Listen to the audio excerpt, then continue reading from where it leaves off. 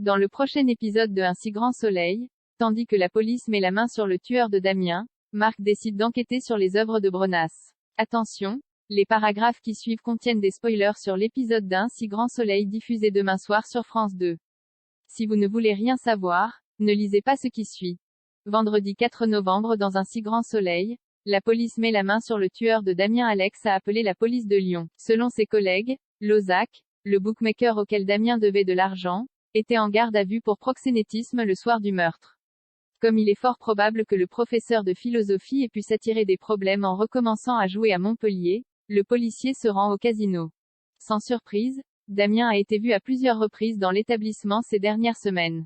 Pendant ce temps, Sophia appelle Élise et lui dit qu'elle ne veut pas lui imposer des horaires de visite pour Charlie. Comme elle lui manque ainsi qu'à leur fille, la serveuse l'invite à passer quand elle le souhaite. La policière, qui est débordée, promet donc de passer avant de couper court à la conversation. Par la suite, Élise croise Fanny dans les couloirs du commissariat et jure de la sortir de là.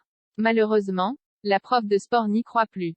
Non loin de là, Alex a épluché les fadettes de Lozac et a découvert que ce dernier avait fait appel à certain Rudy la veille du meurtre de Damien. D'ailleurs, cet individu est connu des services de police pour diverses agressions. Sans attendre, Élise et Alex interpellent Rudy au pied de son immeuble puis l'embarquent au commissariat. Au cours de son interrogatoire, celui-ci fait croire qu'il ne connaît pas Lozac et jure qu'il n'a pas tué Damien.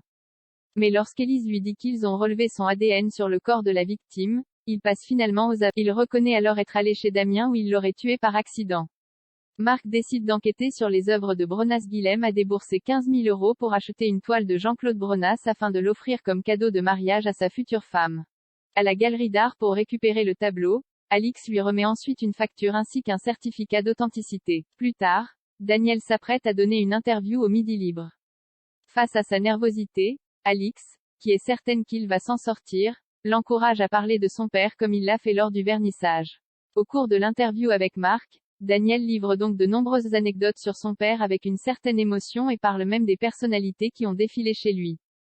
De Pierre Soulages à Georges Brassens en passant par Françoise Sagan, elles ont été nombreuses. De retour au journal, Marc fait quelques recherches sur Jean-Paul Brenas. Apparemment, toutes les anecdotes que Daniel a racontées sur son père sont erronées. Puisqu'il estime cela étrange que les œuvres de Brenas remontent à la surface après tant d'années, Marc se dit que les toiles sont certainement fausses. Pour en avoir le cœur net, il décide